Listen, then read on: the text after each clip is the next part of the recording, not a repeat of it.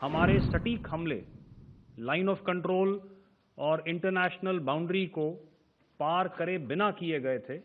जो दुर्दशा कल आपने पाकिस्तान एयरफील्ड्स की देखी और शायद आज भी एयर मार्शल भारती की प्रेजेंटेशन में, हमारी एयरफील्ड्स हर प्रकार से ऑपरेशनल हैं और जो बचे कुचे ड्रोन्स थे उन्हें हमारे शोल्डर फायर्ड हथियारों से मार गिराया गया।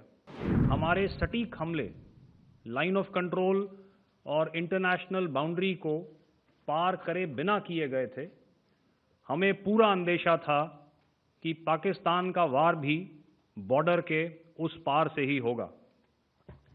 इसलिए हमने अपनी एयर डिफेंस की पूरी तैयारी पहले से ही कर ली थी। हमारी इन्वेंट्री में शामिल counter manned aerial systems, electronic warfare के साधन और एयर डिफेंस वेपन्स का इंडियन एयरफोर्स के इसी प्रकार के सिस्टम्स के साथ एक अनोखा मिश्रण किया गया। इसलिए आपने देखा कि जब जब पाकिस्तान एयरफोर्स ने हमारे एयरफील्ड्स और लॉजिस्टिक इंस्टॉलेशंस में 9 और 10 मई की रात को लगातार हमले किए, वो इस मजबूत एयर डिफेंस ग्रिड के सामने विफल हो गए। आपके सामने इस ग्रिड को एक तरीके से दर्शाया गया है। आप देख रहे हैं कि इंटरनेशनल बाउंड्री से कितनी layers, radars, counter unmanned aerial systems, उसके पीछे शोल्डर फायर्ड वेपन्स, हमारे विंटेज एयर डिफेंस वेपन्स जो कि काफ़ी सालों से हमारी सेना में हैं। एयर मार्शल भारती ने भी उसके बारे में बात करी। और लास्ट में हमारे modern air defence weapon systems. तो कोई मौका नहीं था कि पाकिस्तान एयरफोर्स ये मल्टी टियर डिफेंस को पार करके पीछे हमारी एयरफील्ड्स या लॉजिस्टिक इंस्टॉलेशंस को टारगेट कर पाए। ये जो डायग्राम आप अपने सामने देख रहे हैं, ये मुझे एक इंसिडेंट की याद दिला रहा है।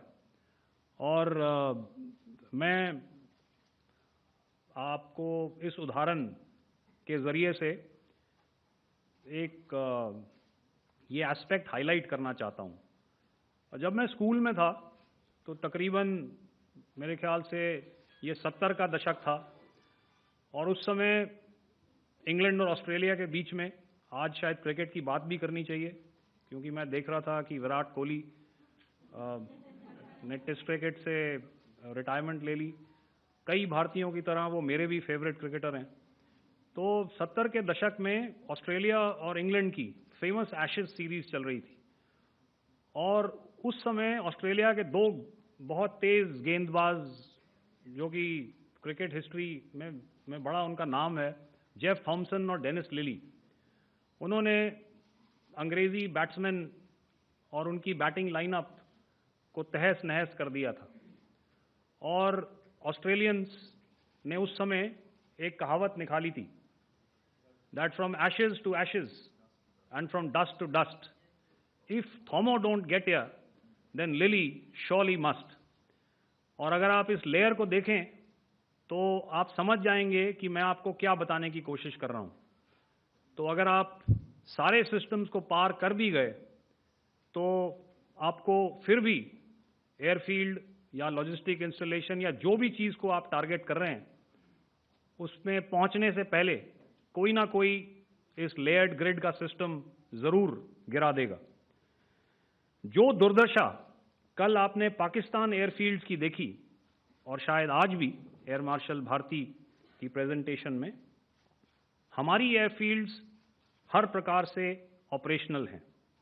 यही नहीं, पाकिस्तान के ड्रोन्स और वेपनाइज्ड यूएवीज से की गई हमलावर कोशिशें भी इस ग्रिड के कारण नाकाम हुई और जो बचे कुचे ड्रोन्स थे उन्हें हमारे शोल्डर फायर्ड हथियारों से मार गिराया गया। मैं यहाँ पर अपनी बॉर्डर सिक्योरिटी फोर्स की भी सराहना करना चाहता हूँ। उनके डायरेक्टर जनरल साहब से लेकर बॉर्डर पर तैनात बीओपी पर पहरा देने वाले आखिरी जवान भी हमारे इस अभियान में बढ़ चढ़कर शामिल हुए और बहुत बहादुरी से उन्होंने हमारा साथ दिया।